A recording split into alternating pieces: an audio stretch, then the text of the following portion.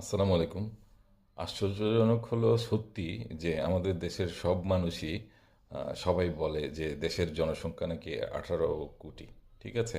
এখন আমি খুব চিন্তায় পড়ে যাই, আপনারাও চিন্তায় পড়ে যাওয়ার কথা একটু ভালোভাবে যদি বোঝেন।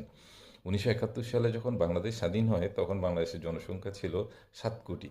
আর আমি যখন 1994-তে ক্লাস 9-এ পড়ি তখন বাংলাদেশের জনসংখ্যা পড়ি 16 কোটি। তারপর আমি ক্লাস 9 94 সালে অর্থাৎ 96-এ যখন আমি এসএসসি পাস করি, এরপরও এসএসসি পাস করেছি, এখন 28 বছর হয়ে গেছে। 71 সাল থেকে 94 সাল পর্যন্ত ছিল আপনার 23 বছর। তখন যদি জনসংখ্যা ডাবলের চেয়েও বেশি হয়ে যায়, অর্থাৎ 7 কোটি থেকে 16 কোটি হয়, এখন বর্তমানে বাংলাদেশের জনসংখ্যা 32 কোটি বা তার বেশি হওয়ার কথা।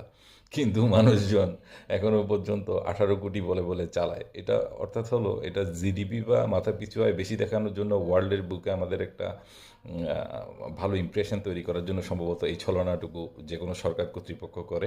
আমার মনে হয় যে আদমশুমারিটা একটু ভালোভাবে করে সঠিক তথ্যটা আমাদেরকে দেওয়া উচিত।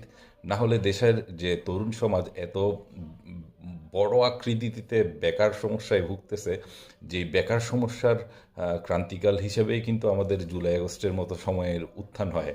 এবং এই বেকার সমস্যাটুকু দূর করা উচিত এবং দেশের জনবল সঠিকভাবে আমাদেরকে ব্যবস্থা করা উচিত, কাজে লাগানো উচিত।